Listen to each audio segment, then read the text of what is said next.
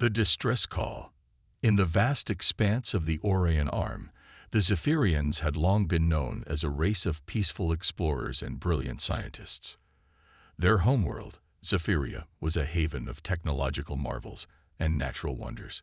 For millennia, they had reached out to the stars, seeking knowledge and friendship among the cosmos. But on that fateful day, their idyllic existence shattered. The skies above Zephyria darkened as a massive fleet of unknown origin dropped out of hyperspace. Within moments, the planet's defensive grid lit up with warnings, and panicked voices filled the communication channels.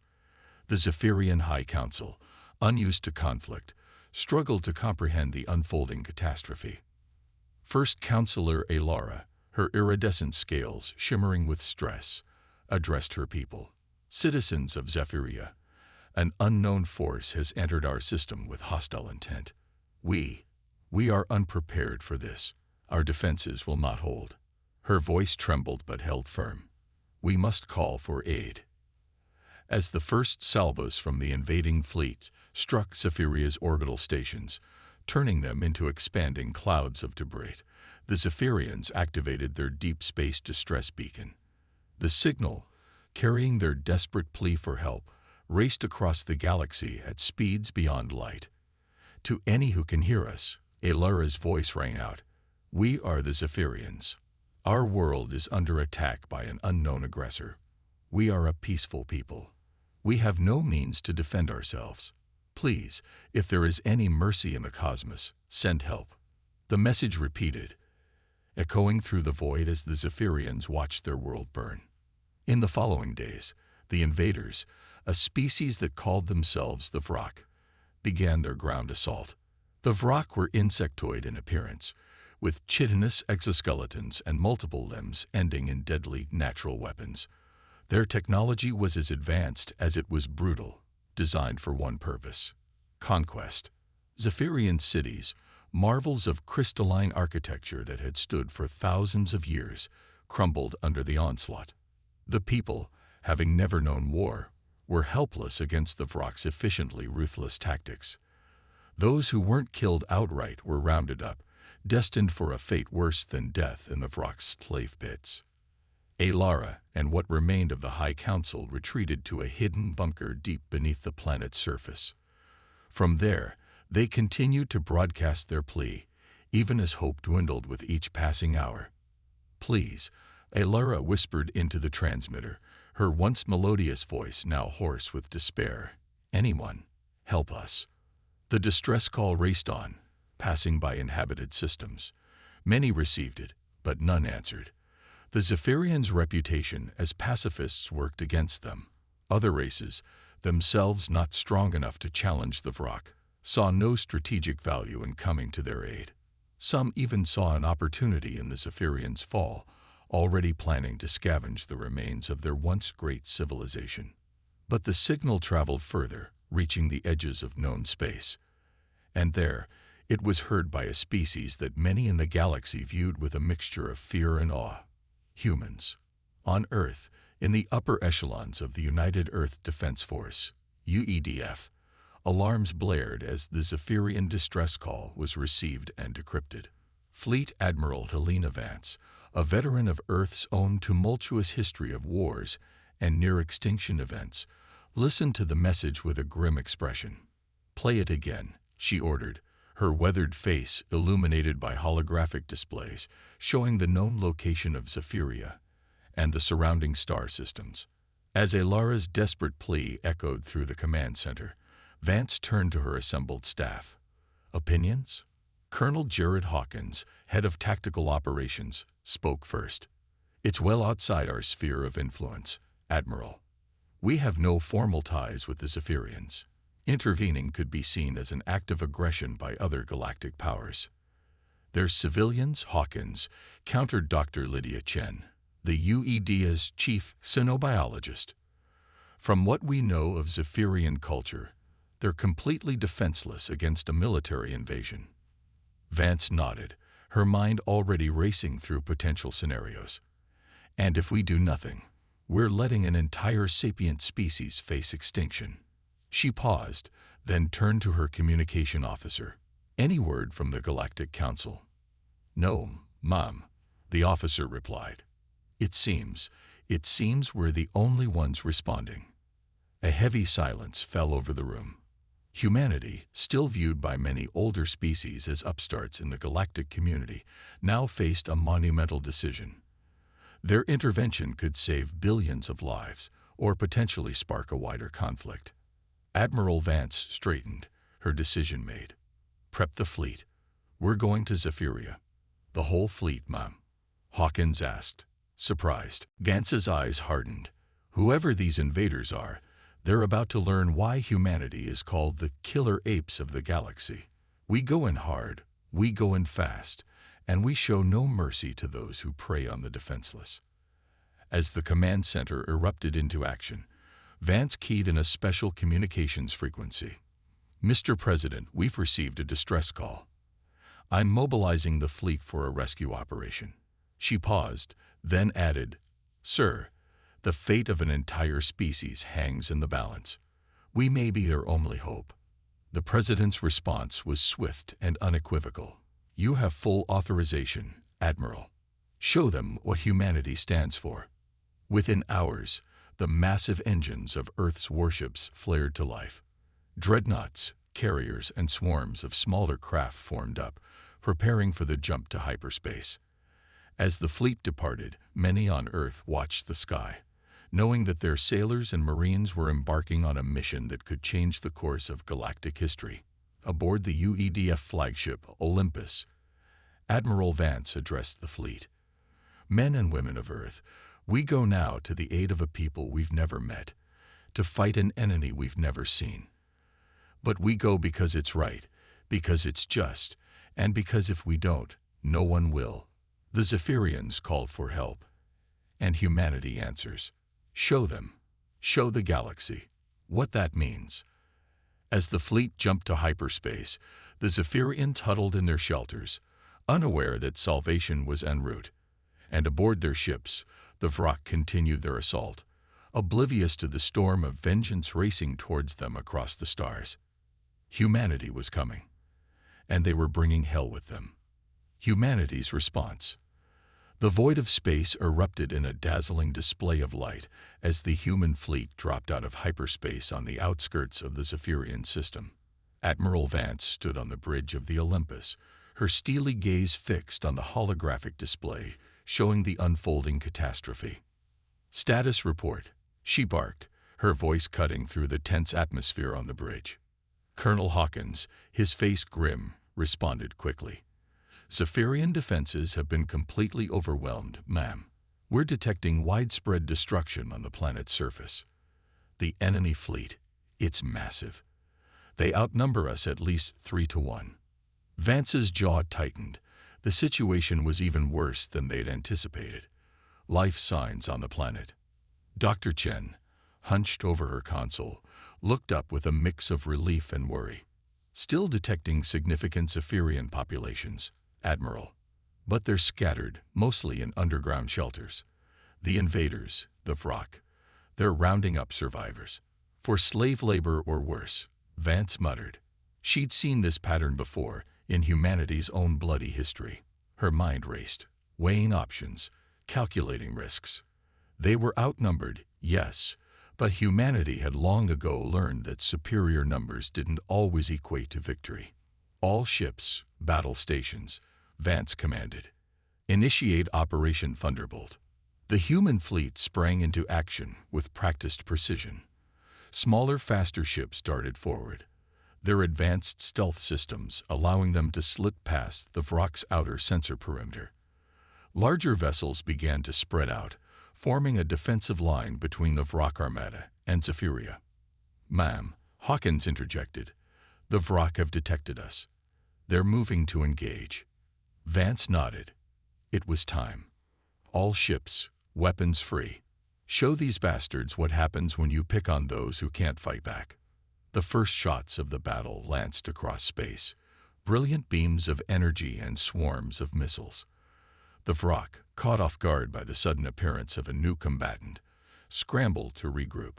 Their larger ships turned ponderously, bringing their main guns to bear on the human fleet. But Vance had anticipated this. "Now," she ordered. From the belly of the human carriers, swarms of fighters erupted. These weren't ordinary craft. They were the pride of human military technology, piloted by men and women who had trained their entire lives for this moment. They darted between the lumbering Vrock capital ships, their advanced weaponry punching through shields and armor alike.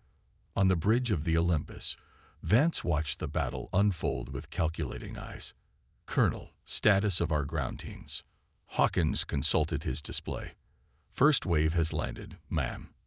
They're encountering heavy resistance, but they're making progress towards the largest concentration of Zephyrian survivors."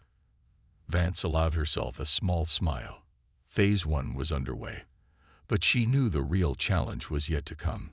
The element of surprise had given them an edge, but the Vrock still outnumbered them significantly. This wasn't just a battle. It was a race against time. "Admiral," Dr. Chen's voice cut through the chaos. "I'm detecting a transmission from the planet's surface. It's the Zephyrian leadership." "Put it through," Vance ordered, her heart pounding. The holographic display flickered, and the image of First Counselor Alara appeared. The Zephyrian leader looked haggard, her once vibrant scales dulled with stress and fear. But in her eyes, there was a glimmer of hope. "This is First Counselor Alara of Zephyria," she began, her voice trembling. "To the unknown fleet engaging the Vrock, we thank you. But please, our people, they're being taken. The Vrock, they have camps. Horrible places. If you can hear this, please." Vance stepped forward, her face set in determination. "First Counselor, this is Fleet Admiral Helena Vance of the United Earth Defense Force. We received your distress call. Help has arrived." Alara's eyes widened in shock and relief. "Humans? You came." "We came," Vance confirmed. "And we're not leaving until your people are safe, and the Vrock are nothing but a bad memory. Can you transmit the locations of those camps?" As Alara nodded and began relaying information, Vance turned to her staff. "Adjust our ground strategy. Priority is liberating those camps and evacuating civilians. All ships press the attack. We need to keep the Vrock fleet occupied." The battle in space intensified. Human ships, though outnumbered, fought with a ferocity that caught the Vrock off guard. Centuries of conflict had honed humanity's military prowess to a razor's edge, and now that edge was cutting deep into the invaders' forces. On the surface of Zephyria, human marines pushed forward. They were a sight unlike anything the Zephyrians had ever seen. Armored figures moving with lethal grace, their weapons spitting death at the Vrock forces. Where the insectoid invaders had expected to find only cowering prey, they now faced predators fiercer than themselves.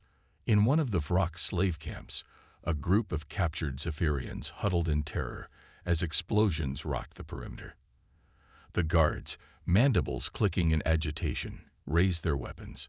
But before they could fire, the walls burst inward. Human soldiers poured through the breach, their weapons cutting down the Vrock with surgical precision. A marine sergeant approached the bewildered Zephyrians, his helmet retracting to reveal a reassuring smile. "It's all right," he said, extending a hand. "We're here to get you out." As the rescued Zephyrians were led to safety, similar scenes played out across the planet. Human dropships, escorted by fighters, darted between columns of smoke, extracting civilians and engaging Vrock forces. Back on the Olympus, Admiral Vance watched the shifting tactical display with growing concern. They were making progress, yes, but the Vrock's numbers were beginning to tell. Human ships, though superior in technology and skill, were taking damage. They couldn't keep this up indefinitely. "Ma'am," Hawkins reported, his voice tight, "the Vrock are regrouping. They're bringing in reinforcements from the outer system. At this rate, we'll be overwhelmed in hours." Vance's mind raced. They needed a game changer, something to turn the tide decisively. Her eyes fell on a blinking icon on the display. The Vrock flagship, a behemoth of a vessel that dwarfed even the largest human ships. "There," she said, pointing. "That's their nerve center. If we can take it out, we might just break their will to fight."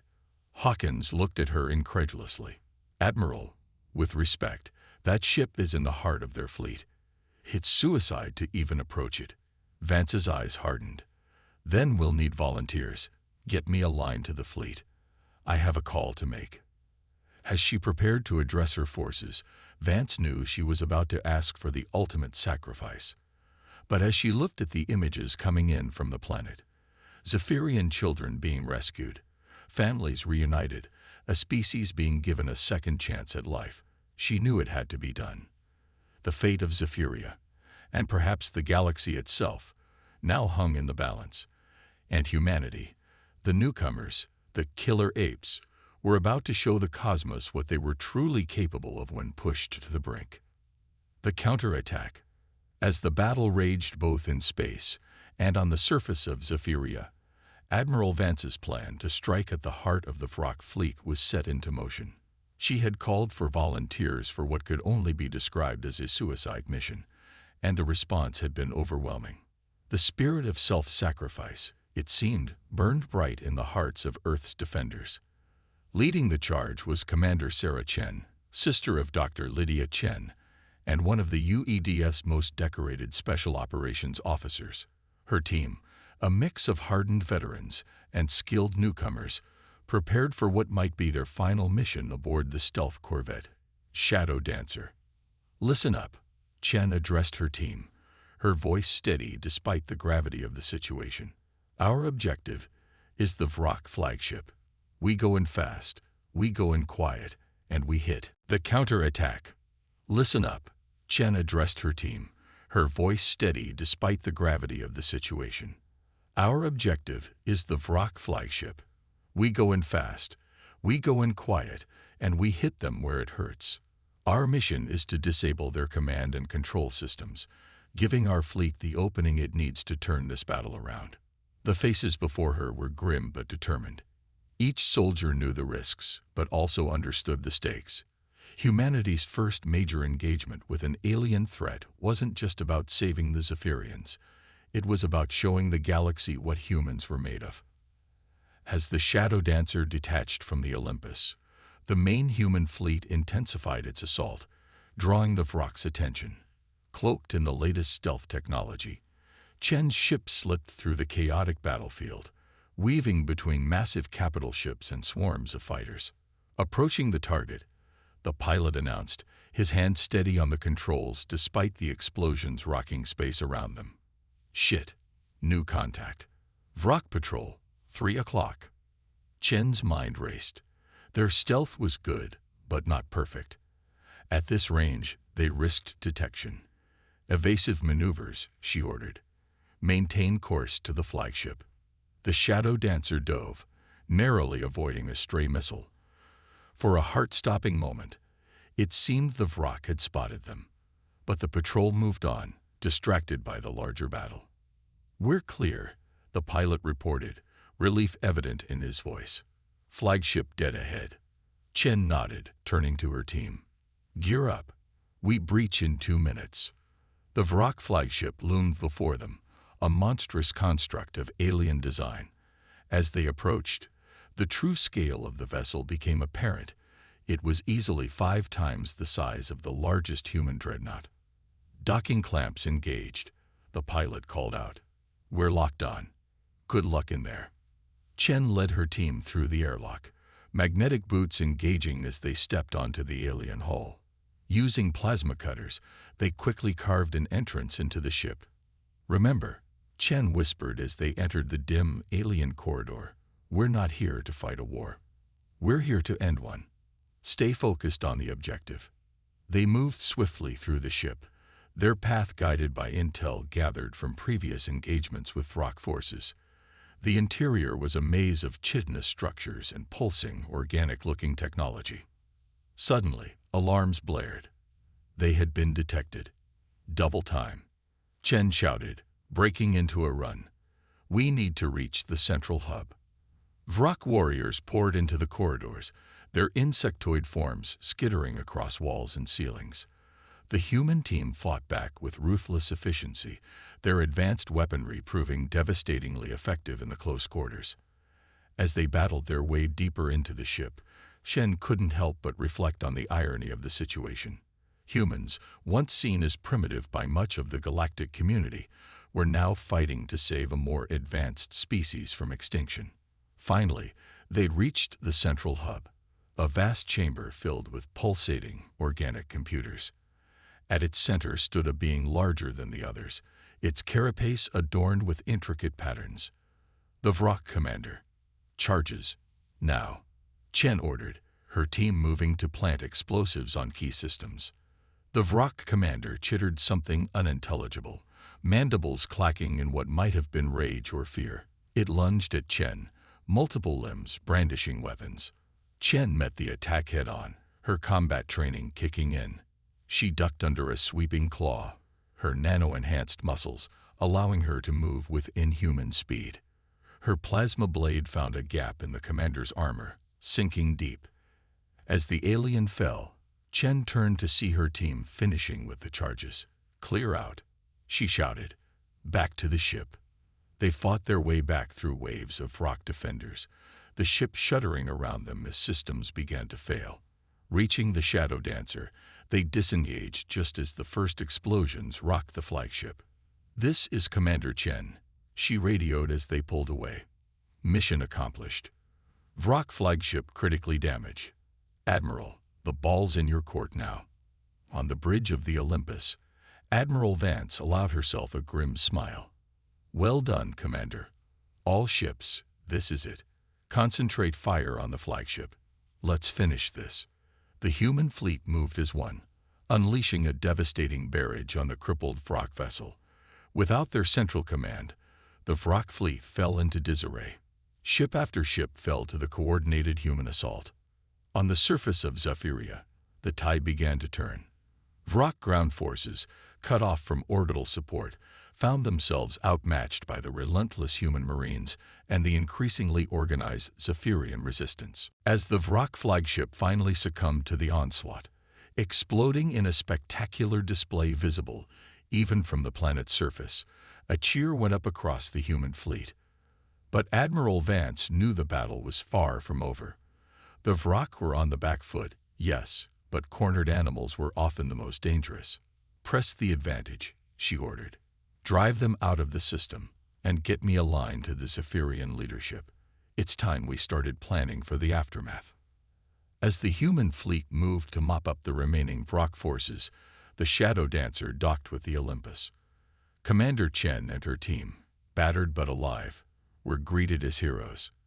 Dr. Lydia Chen rushed to embrace her sister. "You did it," she whispered, tears in her eyes. "You actually did it." Sarah Chen managed a tired smile. "We all did it, but it's not over yet." Indeed, as the immediate threat of the Vrock invasion receded, new challenges loomed.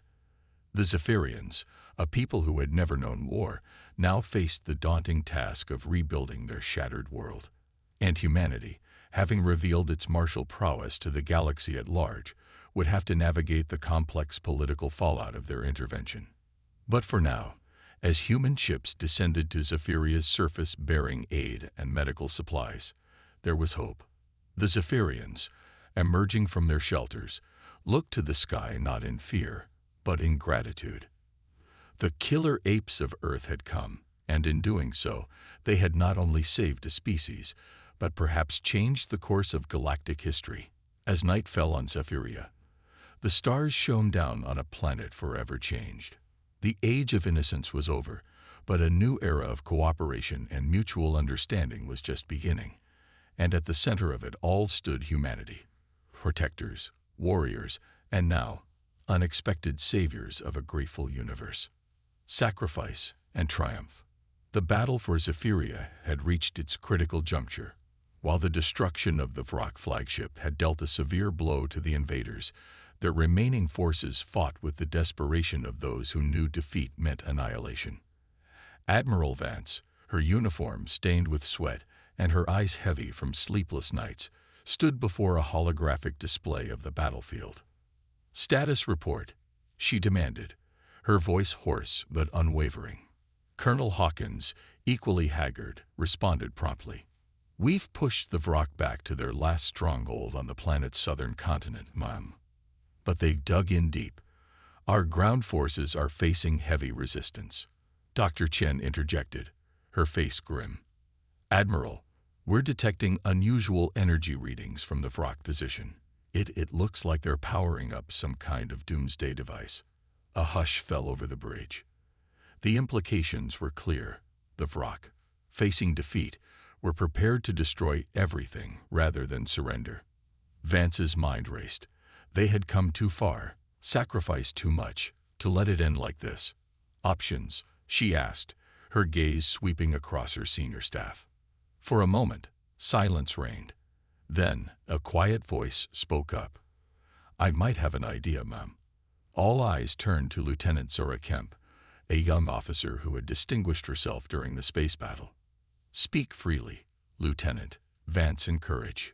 Kemp stepped forward, her youthful features set in determination. "The Olympus's main gun. If we overload it and fire at just the right moment, we might be able to take out the Vrock stronghold and their device in one shot." Hawkins frowned. "The energy required. It would fry our systems. We'd be dead in the water." "Worse," Chief Engineer Ramos added, "the feedback could breach the reactor containment. We'd have minutes, maybe seconds, to evacuate before the ship goes critical." Vance considered the proposal, weighing the risks against the alternative. Watching Zephyria burn after all they had done to save it, her decision was made in an instant. "Do it," she ordered. "Begin evacuation procedures. I'll stay behind to ensure the shot is fired." Protests erupted from her staff, but Vance silenced them with a raised hand. "This isn't up for debate. The Olympus is just a ship. Zephyria is a world. The needs of the many outweigh the needs of the few, or the one." As the evacuation order went out, Vance opened a channel to the entire fleet. "This is Admiral Vance. In a few moments, the Olympus will fire its main gun in a decisive strike against the Vrock. The energy required for this attack will leave us vulnerable. All ships are ordered to provide cover fire and be prepared to rescue survivors." She paused, feeling the weight of history on her shoulders. "It has been the highest honor of my life to serve with you all. Today, we've shown the galaxy what humanity stands for. We came to the aid of a people we'd never met, facing an enemy we'd never fought, because it was the right thing to do. Whatever happens next, remember this moment. Remember why we fight." As the bridge cleared, only a skeleton crew remained to oversee the final attack. Vance took her place at the helm, her hand steady on the controls. "Energy levels at maximum," Ramos reported from engineering. "Firing solution locked in. We're ready, Admiral." Vance took a deep breath. "For Earth, for Zephyria, for all who stand against tyranny. Fire." The Olympus shuddered as its main gun discharged, a lance of pure energy cutting through space towards the Vrock stronghold. On the planet's surface, human and Zephyrian forces alike shielded their eyes as day turned to night, then to blinding day again. When the light faded, the Vrock stronghold was gone, replaced by a massive crater. The doomsday device, whatever it had been, was no more. But the cost was high. The Olympus, its systems fried, began to list in orbit. Alarms blared as the reactor containment failed. "All hands, abandon ship," Vance ordered, even as she worked to keep the dying vessel stable long enough for her crew to escape. As escape pods jettisoned from the stricken flagship, the Vrock forces, leaderless and demoralized, began to surrender en masse. The battle for Zephyria was over. From the bridge of a nearby cruiser, Commander Sarah Chen watched in horror as the Olympus, the pride of Earth's fleet, exploded in a brilliant flash. "Admiral Vance," she whispered, a tear rolling down her cheek. "Thank you." In the days that followed, as the dust settled on Zephyria, the full impact of humanity's intervention became clear. The Zephyrians, a people who had never known war, had been saved from extinction. But more than that, they had been changed. First Counselor Alara, addressing a joint assembly of Zephyrians and humans, spoke of this transformation. We called for help, and humanity answered. They taught us that peace is precious, but it must sometimes be defended. We will rebuild, and we will remember. The sacrifices made here will not be in vain. As news of the battle spread across the galaxy, other races watched in amazement. The humans, long dismissed as primitive newcomers, had revealed themselves to be formidable warriors and, more importantly, principled defenders of the weak. But with this new respect came new challenges. Some races viewed humanity's martial prowess with fear, others with envy. The political landscape of the galaxy was shifting, and Earth now found itself at the center of it all. For the soldiers, marines, and sailors who had fought for Zephyria, however, such concerns seemed distant. They had done what they believed was right, against impossible odds. As they helped the Zephyrians rebuild, a bond was forming between the two species, one forged in fire and tempered by shared sacrifice. The statue of Admiral Helena Vance, erected in the heart of the Zephyrian capital, stood as a testament to this new alliance. Its plaque, written in both human and Zephyrian script, bore a simple message. To those who answered the call, you came as strangers, you leave as heroes. We will never forget. As the sun set on a free Zephyria, casting long shadows across a landscape scarred by war, but alive with hope, the universe held its breath. The age of humanity had truly begun. Aftermath and reflection. 5 years after the Battle of Zephyria, the galaxy was a changed place. The ripples of humanity's decisive intervention had spread far and wide, reshaping alliances, challenging long-held beliefs, and ushering in a new era of interstellar politics. On Zephyria itself, the scars of war were slowly healing. Where once crystalline spires had reached for the stars, new structures now stood, a blend of traditional Zephyrian architecture and human engineering. The planet had become a symbol of resilience and cooperation. Sarah Chen, now Admiral Chen following her promotion, stood before the great memorial in Zephyria's capital. The names of every human and Zephyrian who had fallen in the battle were etched into its shimmering surface. At its center, larger than life, stood the figure of Admiral Helena Vance. She would have hated this, you know, the voice said beside her. Chen turned to see Alara, the Zephyrian leader, her iridescent scales shimmering in the sunlight. Chen smiled softly. Probably. Vance was never one for monuments. She believed actions spoke louder than statues. And yet, Alara mused, sometimes we need reminders of those actions, to inspire us, to challenge us to be better. Their conversation was interrupted by the arrival of a human diplomatic delegation, led by the newly appointed Earth ambassador to Zephyria, Dr. Lydia Chen, Sarah's sister. Sorry we're late, Lydia said, embracing her sister before nodding respectfully to Alara. The council session ran long. Again, Sarah raised an eyebrow. Trouble? Lydia sighed, her expression a mix of frustration and determination. The usual.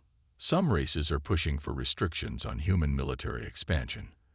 They're calling us a destabilizing influence on galactic peace. Alara chittered, a sound that humans had learned was the Zephyrian equivalent of a snort. Peace built on the willful ignorance of suffering is no peace at all. We learned that lesson the hard way. Indeed, the Zephyrians had undergone a profound cultural shift since the Vrak invasion. While still dedicated to scientific pursuits and peaceful exploration, they had also developed a strong defense force, trained and equipped with human assistance. It's not all bad news, Lydia continued. Our alliance with the Zephyrians has inspired other races. The Talari Confederation has expressed interest in joint military exercises, and even the notoriously isolationist Kareen are opening diplomatic channels. As they walked through the bustling streets of the capital, the group couldn't help but marvel at the changes. Humans and Zephyrians worked side by side, rebuilding and innovating. In orbit, a joint defense fleet stood vigilant, a mix of sleek human warships and newly constructed Zephyrian vessels. Their destination was a new facility on the outskirts of the city, the Vance Institute for Interstellar Cooperation. Part think tank, part military academy, it represented the future that both humans and Zephyrians hoped to build. As they entered the main auditorium, filled with eager cadets of both species, Sarah felt a swell of pride. This was Vance's true legacy, not just victory in battle, but the forging of bonds that transcended the boundaries of worlds. Alara stepped up to the podium, her voice carrying clearly through the hall. 5 years ago, we faced extinction. We were aftermath and reflection. Alara stepped up to the podium, her voice carrying clearly through the hall. 5 years ago, we faced extinction. We were a people unprepared for the horrors of war, believing our scientific achievements would shield us from the darker aspects of the universe. We were wrong. The audience, a mix of humans and Zephyrians, listened in rapt attention. But in our darkest hour, when all seemed lost, we learned a crucial lesson. We learned that true strength lies not just in knowledge, but in the courage to act on behalf of others. We learned this from humanity. Alara's gaze swept across the room, lingering on the human faces. Our saviors came not as conquerors, but as guardians. They fought not for glory or conquest, but because it was right. They showed us that being a warrior doesn't mean abandoning peace. It means being willing to defend it. As Alara continued her speech, Sarah's mind wandered to the challenges that lay ahead. The galaxy was still adjusting to humanity's emergence as a major power. Some races viewed Earth with newfound respect, while others eyed them warily, fearful of their military prowess. The Vrok, thoroughly defeated at Zephyria, had retreated to their home systems, but intelligence reports suggested they were rebuilding, possibly planning revenge. And there were whispers of other threats lurking in the dark spaces between the stars, ancient races and forgotten empires stirring from long slumbers. Sarah's musings were interrupted as Alara called her to the stage. Taking her place at the podium, Sarah looked out at the sea of faces, human and Zephyrian, united in purpose. When I first set foot on Zephyria, Sarah began, it was as a soldier, coming to the aid of a people I'd never met. Today, I stand here not just as an admiral, but as a friend, an ally, and a believer in the future we're building together. She paused, gathering her thoughts. The Battle of Zephyria taught us all valuable lessons. To the Zephyrians, it showed the importance of being prepared to defend one's values. To us humans, it proved that our strength lies not just in our ability to fight, but in our willingness to stand up for others. But perhaps the most important lesson, Sarah continued, her voice growing passionate, is one the entire galaxy is learning. That we are stronger together than apart. That the differences between our species are far outweighed by what we have in common, our curiosity, our capacity for compassion, and our drive to create a better future for all. As Sarah spoke, she could see the impact of her words. The young cadets, human and Zephyrian alike, sat straighter, their eyes shining with determination. They were the future, the generation that would shape this new era of interstellar cooperation. The challenges ahead are many, Sarah acknowledged. There are those who fear the changes we represent, who cling to old prejudices and isolationist ideologies.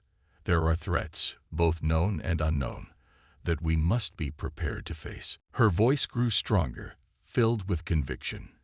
But I stand here today filled with hope, because I've seen what we can accomplish when we stand together. I've seen the courage of the Zephyrian people, rising from the ashes of near extinction to forge a new destiny. I've seen the best of humanity, willing to risk everything for a people they'd never met, simply because it was the right thing to do. As Sarah concluded her speech, the auditorium erupted in applause.